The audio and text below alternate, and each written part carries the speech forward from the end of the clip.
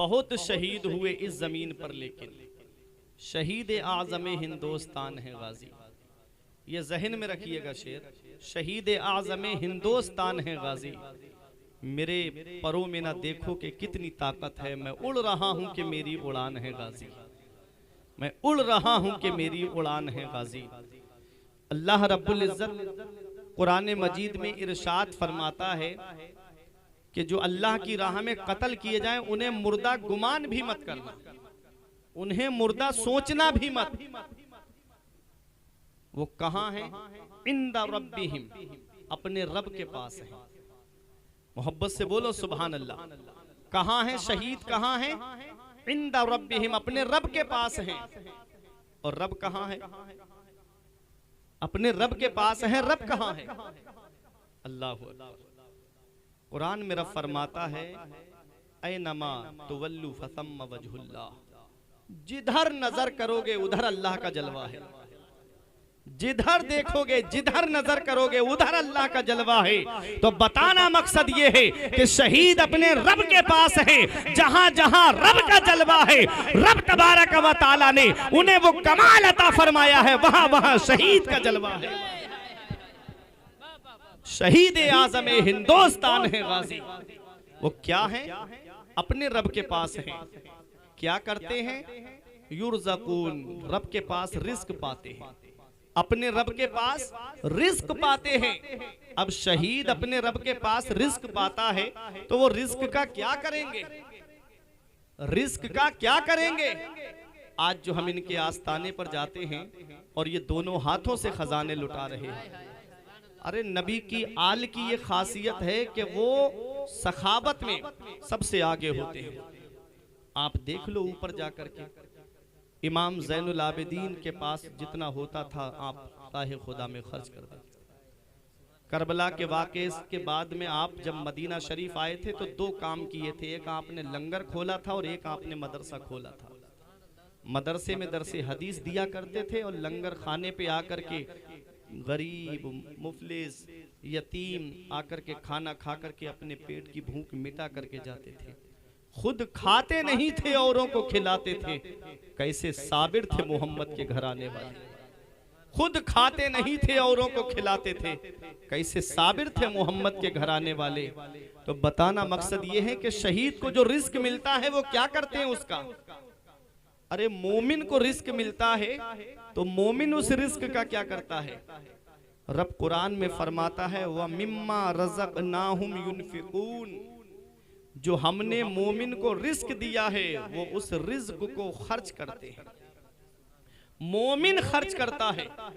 मोमिन को जो रिस्क दिया जाता है वो राहे खुदा में खर्च करता है, राहे मौला में खर्च करता है। तो जरा सोचो कि जब मोमिन खर्च करता है तो जब शहीदों को रिस्क मिलता होगा तो शहीद क्या करते होंगे? तो शहीद अपने पास जखीरा नहीं बनाते हैं बल्कि अपने चाहने वालों में उसको खर्च कर देते हैं, अपने चाहने वालों में लुटाते हैं। इसलिए जाया करो इनके आस्ताने पर। मैंने अभी एक शेर पढ़ा था कि हर एक खजाना है गाजी तेरी चौखट पर, हर एक खजाना है गाजी तेरी चौखट पर। सोने से जड़ी चौखट, चांदी से जड़ी चौखट, हर एक खजाना है गाजी तेरी चौखट पर। और कम होते नहीं देखी, जो रुकते नहीं देखी, वो भीड़ है मंगतों की गाजी तेरी चौखट पर। वो भीड़ है मंगतों की गाजी तेरी चौखट पर। ये शहीद है, ये शहीद है। शहीद के लिए कुरान कहता है उन्हें मुर्दा ना कहो बल्कि वो जिंदा है। लेकिन तुमको उनकी जिंदगी का शऊर नहीं। आज किसी को किसी के लिए टाइम नहीं है, आज किसी को किसी के लिए वक्त नहीं है। लेकिन क्या वजह है कि लोग अपन हजारों रुपये खर्च करके इनके आस्ताने पर फूल चढ़ाने के लिए आते हैं। हम सो के नहीं उठ पाते, कई क्विंटल फूल उनके आस्ताने पे चढ़ जाता है। क्या वजह है? मन काना लिल्लाही कान अल्लाहु लहू। जो अल्लाह का हो जाता है फिर सारी खुदाई उसकी हो जाती है। अल्लाह उसका नाम मिटने नहीं देता है, अल्लाह उसका नाम लोगों के दिलों में डाल देता है। अल्लाह उसका नाम लोगों के दिलों में डाल देता है। ये मोहब्बत अल्लाह रब्बुल इज्जत ने जो हमारे दिल में डाली है, ये इस बात की दलील है कि मेरे गाजी को रब ने पसंद फरमाया है, मेरे गाजी को चुन लिया है मेरे रब ने। 18 साल की उम्र, अल्लाह अकबर। आज हमारे यहाँ 18 साल के नौजवानों को देखो, कोई IPL में मस्त है, कोई फिल्में देखने में मस्त है, कोई गाने सुनने में मस्त है, कोई सियासत में मस्त है, कोई खबरें देखने में मस्त है। एक वो भी 18 साल का नौजवान था, अल्लाह अकबर, जिन्होंने नमाज को कभी नहीं छोड़ा, जिन्होंने दीन पर चलना कभी नहीं छोड़ा। अल्लाह अकबर। एक शायर ने कहा था कि अली का घर भी क्या घर है कि जिस घर का हर एक बच्चा जहां पैदा हुआ शेरे खुदा मालूम होता है। मेरे आका सैयद सालार मसूद गाजी बहराइच की सरजमीन पर तशरीफ लाए और आपने जब जामे शहादत नोश किया, जामे शहादत नोश करने के बाद में लोगों ने सोचा था कि अब हिंदुस्तान से इस्लाम का परचम उखाड़ दिया, अब हिंदुस्तान में कोई नहीं है जो इस्लाम का परचम बुलंद करेगा, अब कोई नहीं है जो हिंदुस्तान की सरजमीन पर इस्लाम का झंडा बुलंद करेगा। उन्हें क्या पता फानूश बन के जिसकी हिफाजत हवा करे, वो शम्मा क्या बुझे जिसे रोशन खुदा करे। नूरे हक इस्लाम है उसको बुझा सकता है कौन, जिसका हामी हो खुदा उसको मिटा सकता है कौन। सैयद सालार मसूद गाजी के बाद वो आया हिंदुस्तान की सरजमीन पर। मदीने वाले मुस्तफ़ा ने फरमाया, जाओ मैंने तुम्हें हिंद की बादशाहत अता की, जाओ मैंने तुम्हें हिंद का सुल्तान बना दिया है। कुतुबुल मशाइख का लक़ब मिला नबी की बारगाह से। वो आ रहा है जिसे दुनिया अताए रसूल कहती है। सारी दुनिया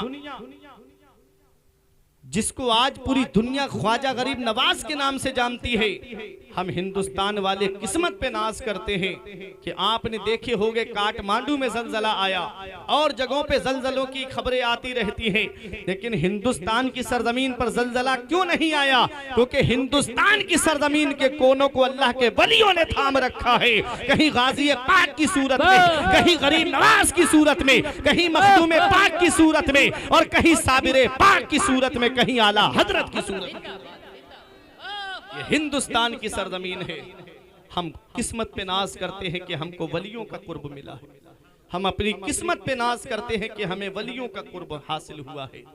हुजूर सैयद सालार मसूद गाजी के जामे शहादत नोश करने के बाद वो आया जिसे अताए रसूल कहते हैं। पूरा भारत गरीब नवाज के लिए अताए रसूल है और पूरे भारत के लिए मेरे गरीब नवाज अताए रसूल हैं। आए हैं हिंदुस्तान की सरजमीन पर। बहुत चाहा कि गरीब नवाज को यहाँ से हटा दिया जाए, लेकिन गरीब नवाज के जरा से पैर को जर्रा बराबर भी हटा नहीं पाए और सारी ताकतें लगा ली गई, सारा पावर लगा लिया गया, लेकिन गरीब नवाज के कदम को नहीं हटा पाए। और ये कह के जाना पड़ा कि हिंदुस्तान की सरजमीन का अगर कोई बादशाह है तो वो हिंदुस्तान का राजा हमारा ख्वाजा। आज भी ख्वाजा गरीब नवाज के गुंबद से आवाज आ रही है। क्या आवाज आ रही? यहाँ से दीन नबी को मिटा ना पाओगे, हैं जिस्म ख्वाजा और मेरी जान है गाजी। ये हिंदुस्तान की सरजमीन है। आप तारीख उठा करके देखें, बड़े बड़े औलियाए किराम इस आस्थाने पे हाजिरी देने के लिए आए हैं। बड़े बड़े औलियाए किराम। आज हम चलते हैं तो हमको कुछ नजर नहीं आता, जिन्हें नजर आया वो घुटनों के बल चले हैं, जिन्हें नजर आया वो एड़ी के बल चले हैं, जिनको नजर आया वो पंजों के बल चले हैं। बड़े बड़े औलियाए किराम आप देखें, मखदूम अशरफ जहांगीर सिमनानी के पीर व मुर्शिद शेख अलाउल हक पंडवी मालदा टाउन बंगाल में, जिनका मज़ार है पंडवा शरीफ में, 3 महीना पैदल चल कर के सफ़र करके आए। 3 महीना क़याम किया, वापस 3 महीना जाने में लगा, 9 महीने का सफ़र।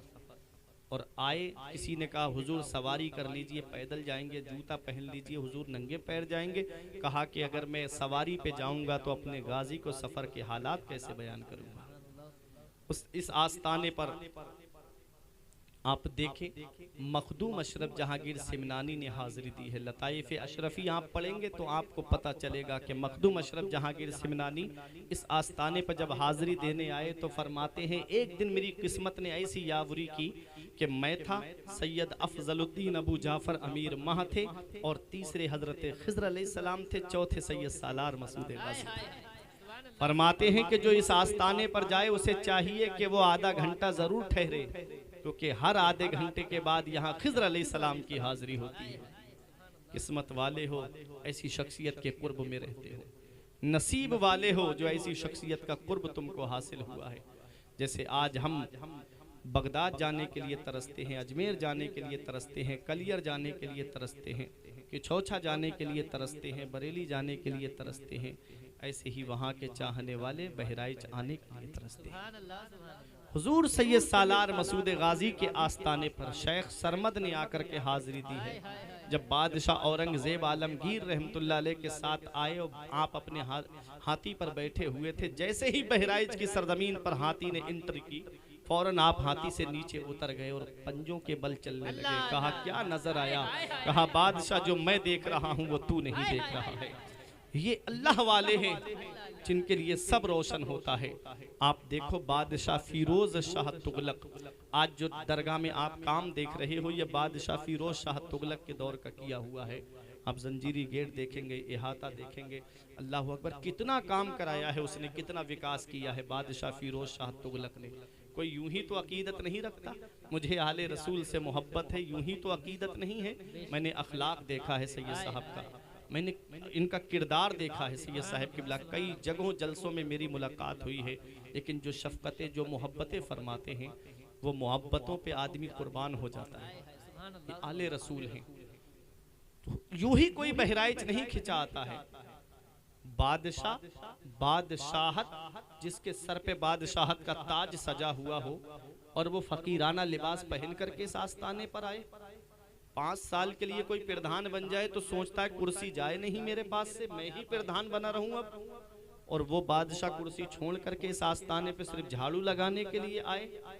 कुछ तो होगा। बादशाह फिरोज शाह तुगलक ठट पे हमला करने के लिए गया। फौज हारने वाली थी, हो सकता था कि ये भी दुनिया से चला जाता। किसी ने इसकी माँ से कहा कि अब तुम्हारा बेटा वापस नहीं आएगा। माँ तो माँ होती है, औलाद कितना भी जुल्म क्यों ना करे, लेकिन माँ अपनी औलाद को माफ कर देती है। माँ तो माँ होती है ना, बेटा कितना भी माँ को सताए, लेकिन माँ अपने बेटे के लिए बद्दुआ नहीं करती है। नबी फरमाते हैं माँ 100 बद्दुआएं करे तो अल्लाह 99 रद्द कर देता है, एक कबूल फरमाता है। और माँ 100 दुआएं करे तो अल्लाह 99 कबूल फरमा लेता है, एक रद्द फरमाता है। क्योंकि कोई माँ अपनी औलाद को सच्चे दिल से बद्दुआ नहीं देती। माँ तो माँ होती है, तड़पता है कोई बच्चा तो माँ का दिल तड़पता है, और जब माँ तड़पती है तो फिर जमजम निकलता है। किसी ने कहा तुम्हारा बेटा वापस नहीं आएगा। माँ की आंखें भीग गईं। देखा कि एक छोटे चंद लोगों की जमात बहराइच की तरफ खिंची चली आ रही है। पूछा ये कहाँ जा रहे हैं? कहा ये गाजी दूल्हा की बारगाह में जा रहे हैं, जिन्होंने अपनी जान राह मौला में कुर्बान करवा दी। उनकी बारगाह में हाजिरी देने के लिए जा रहे हैं। उसने वही कहा था कि ऐ मेरे गाजी दूल्हा, अगर मेरा बेटा वापस आ गया तो फकीराना लिबास में आपके दरबार में उसको भेजूंगी। चंद दिन के बाद बादशाह वापस आता है, माँ के कदम चूम के कहता है माँ मैं कामयाब हो गया। माँ ने कहा बेटा ये कामयाबी तुझको तेरी वजह से नहीं मिली है, जा बहराइच गाजी दूल्हा के आस्थाने पर ये कामयाबी तुझे मिली है, ये गाजी दूल्हा के सदक़े में मिली है। बादशाह फिरोज शाह तुगलक आया बहराइच की सरजमीन पर। किससे मुलाकात होती है? सैयद अफजलुद्दीन अबू जाफर अमीर माह से मुलाकात होती है। कहा हुजूर आस्थाने पे हाजिरी करा दीजिए। किसी ने कानों में ये बात डाल दी कि गाजी पाक के मजार के बारे में अब पता नहीं है कि गाजी दूल्हा का मजार कहां पर है। यहां तो बहुत शहीदों की कब्रें हैं, कहां पता लगाया जाए कि कौन सी कब्र गाजी दूल्हा की है।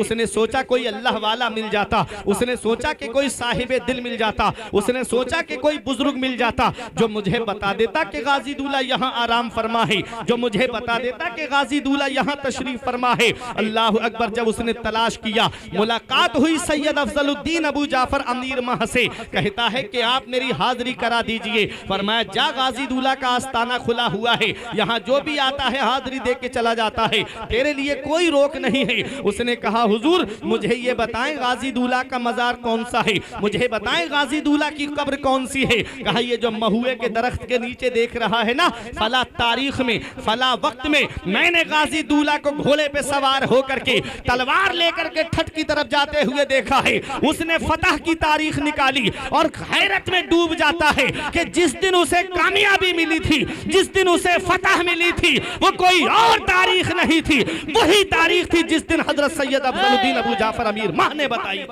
नारे तकबीर, नारे रिसालत, फैज़ाने सैयदे सालान, दयारे सैयदे सालान, आमदे हुजूर सैयद अहमद रजा साहब क़िबला, हजरत अल्लामा मुफ्ती फुरकान रजा साहब क़िबला।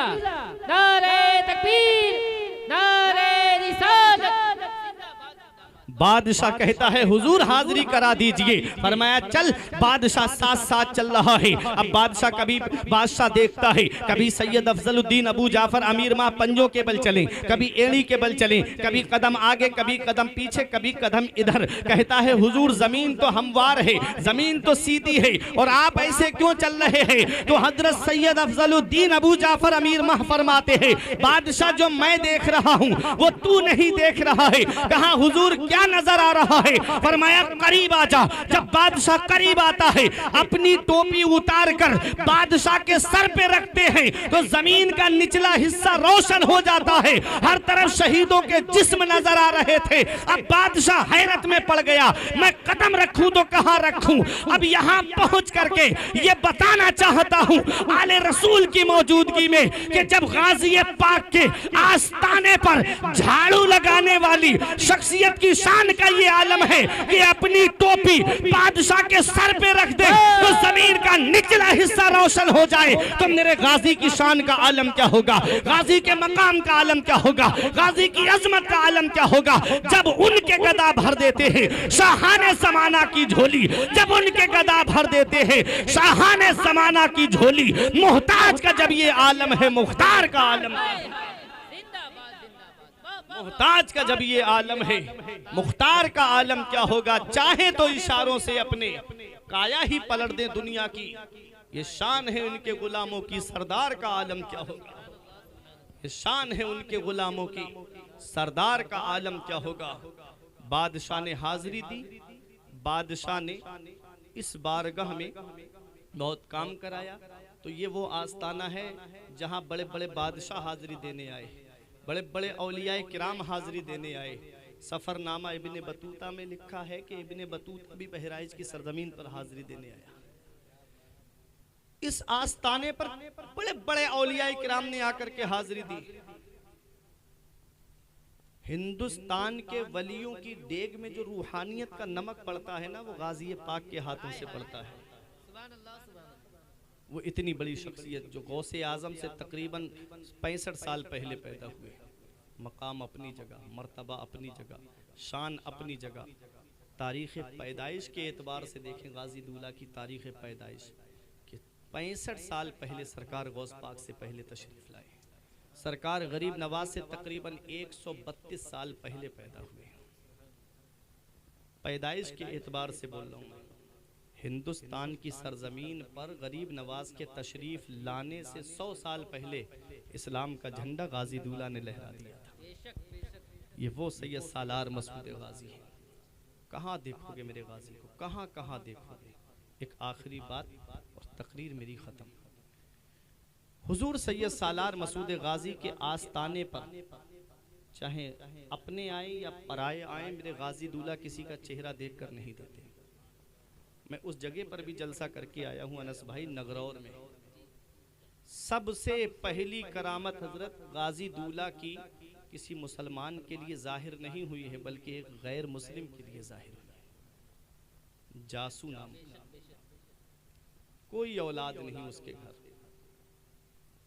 अच्छा, कुछ औरतों की आदत होती है, अगर शादी के 2-3 साल तक अगर कोई खुशखबरी सुनाई ना देना तो ताने देना शुरू कर देती हैं औरत को।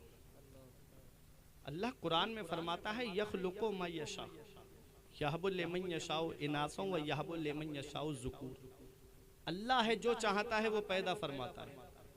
अल्लाह जिसे चाहता है उसे बेटियां अता फरमाता है, और अल्लाह जिसे चाहता है उसे बेटे अता फरमाता है।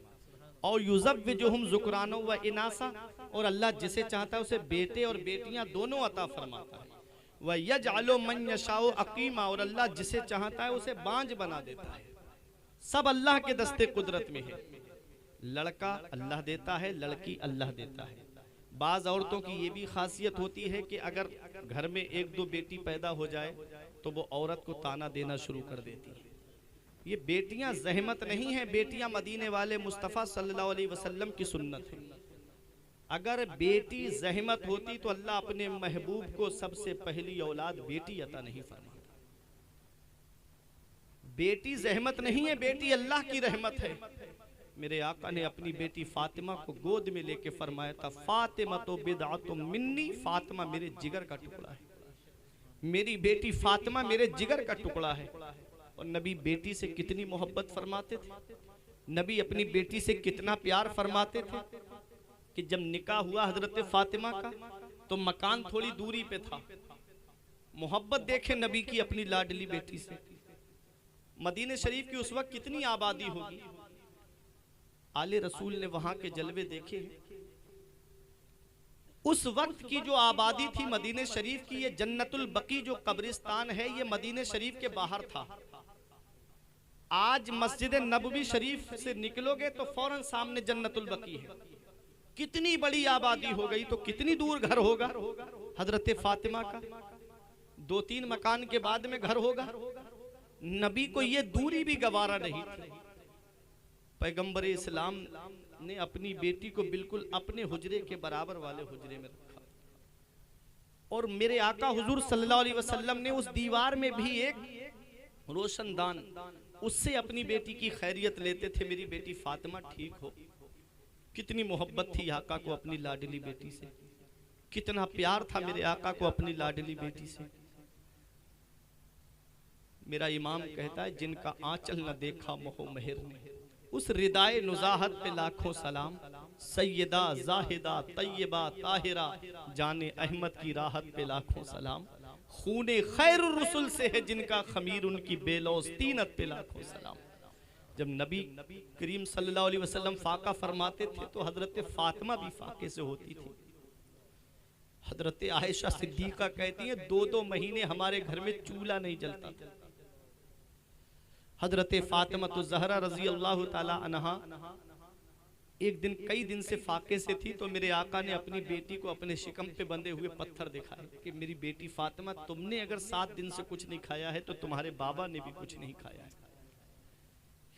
ये कहां से पैगाम मिला, ये सब्र का पैगाम।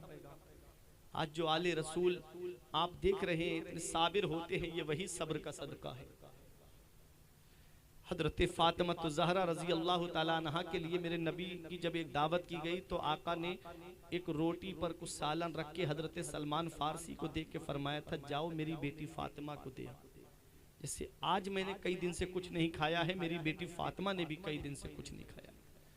हजरत फातिमा की सीरत सबक है हमारी उन माँ और बहनों के लिए कि शौहर के घर में अगर थोड़ी सी कोई गरीबी का माहौल आ जाए ना तो वो ताना देना शुरू कर देती। अपने बाप को फोन करके कहती, भाई को फोन करके कहती कि किस घर में आपने मेरा रिश्ता कर दिया जहाँ खाने को चैन से खाना नहीं मिलता, जहाँ सुकून से रोटी नसीब नहीं होती, जहाँ पहनने को मनपसंद कपड़े नहीं मिलते।